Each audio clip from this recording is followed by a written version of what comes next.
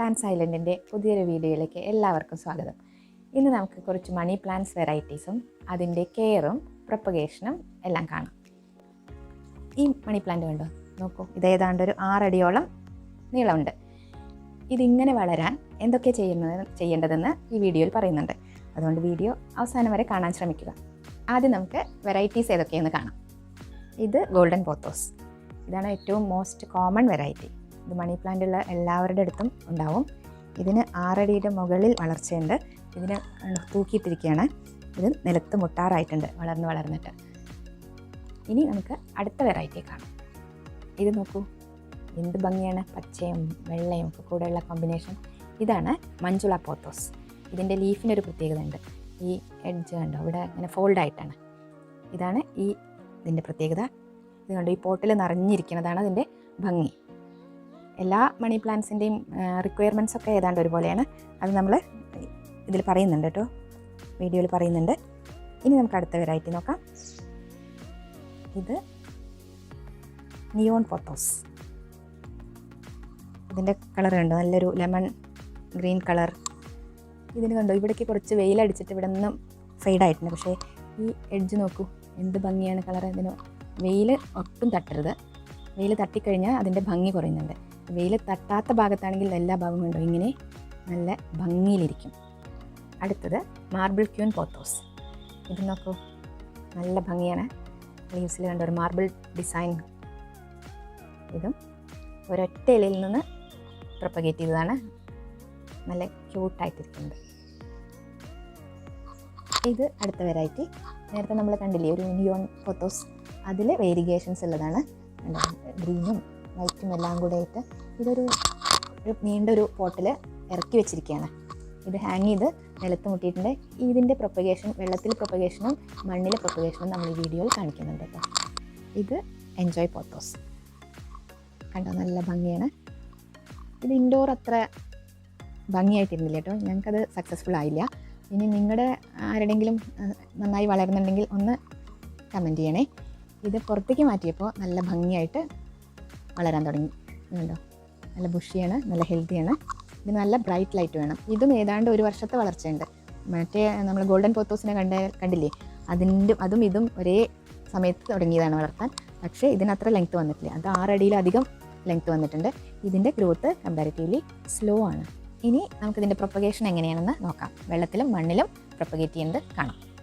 ഇനി നമുക്ക് പ്രൊപ്പഗേറ്റ് ചെയ്യാനുള്ള 2 പീസ് കട്ട് ചെയ്യാം. അത് കട്ട് ചെയ്യുമ്പോൾ എപ്പോഴും ഇങ്ങനെ ഒരു നോഡിൻ്റെ അടുത്ത് വെച്ച് കട്ട് ചെയ്താൽ അടുത്ത ബ്രാഞ്ച് അവിടെ നിന്ന് വരും. അതോ ഇങ്ങനെ ഒരു പീസും കൂടെ എടുക്കാം.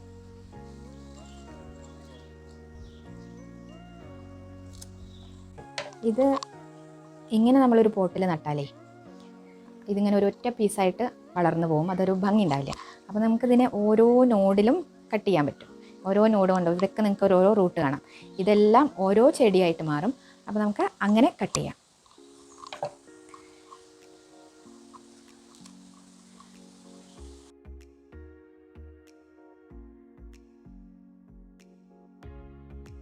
ഇത് നമുക്ക് കട്ട് ചെയ്യേണ്ട, കാരണം അറേഞ്ച് ചെയ്യുമ്പോൾ ഒരു ഭംഗി ഉണ്ടാവാൻ വേണ്ടിയിട്ട് ഒന്നൊരു ലെങ്തി ആയിട്ടിരുന്നോട്ടെ.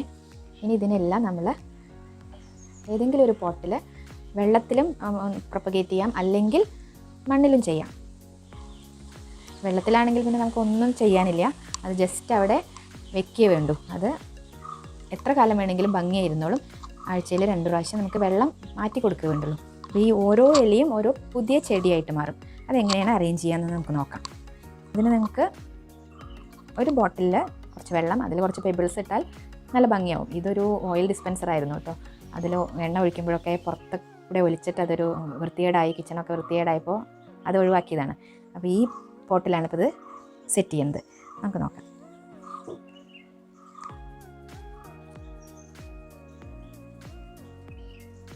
ഇത് ഓരോന്നും ഏത് ഭാഗത്തേക്ക് ഫേസ് ചെയ്യുമ്പോഴാണ് ഭംഗി എന്നുള്ളത് നിങ്ങൾ വെച്ചിട്ട് അറേഞ്ച് ചെയ്തിങ്ങനെ നോക്കുക.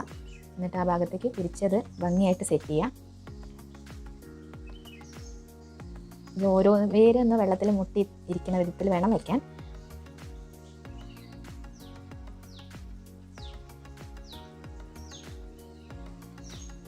ഇതുണ്ടോ,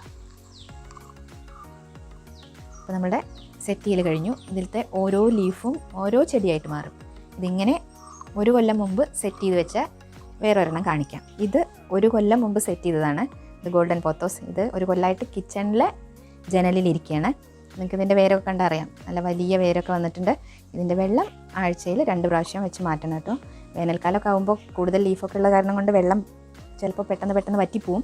അത് ശ്രദ്ധിക്കും വേണം. വെള്ളമില്ലാതെ ഇരിക്കരുത്, അതിൽ വറ്റിപ്പോണത് ശ്രദ്ധിക്കണം. ആഴ്ചയിൽ 2 പ്രാവശ്യം മിനിമം അത് ഫുള്ള് ചേഞ്ച് ചെയ്യും വേണം. അങ്ങനെ ആയാൽ ഇത് ഭംഗിയായിരിക്കും. ഇതിന് വേറെ ഒരു കാര്യവും ചെയ്യാല്ലേ, വെറുതെ വെള്ളത്തിൽ വെച്ചിരിക്കുകയാണ്, വേറെ ഒന്നും ചെയ്യണ്ട. ഇങ്ങനെ വെച്ചാൽ ഒന്ന് ട്രൈ ചെയ്ത് നോക്കൂ, എന്ത് ഭംഗിയാണിത് കാണാൻ. ഇനി നമുക്കിത് മണ്ണിൽ എങ്ങനെ നടാൻ നോക്കാം. ഇങ്ങനെ ഒരു ബഞ്ചായി പിടിച്ചിട്ട് ഇത് ചെറിയൊരു പോട്ടിലുണ്ട്, വളരെ ചെറിയ പോട്ടാണ്. ഇങ്ങനെ ചെറിയൊരു പോട്ടിൽ ഗാർഡൻ സോയിലും അതേപോലെ കോക്കോപീറ്റും പിന്നെ ചാണകപ്പൊടിയാണ് ഇതിലുള്ളത്. അത് മണ്ണ് 40%, ചാണകപ്പൊടി 40%, കോക്കോപീറ്റ് 20%. അതാണ് അതിൻ്റെ പ്രൊപ്പോർഷൻ. അങ്ങനെയുള്ള കോമ്പിനേഷനിൽ ഇതിങ്ങനെ ഒരു ബഞ്ചായിട്ട് മണ്ണിലേക്ക് നട്ടു കൊടുക്കാം.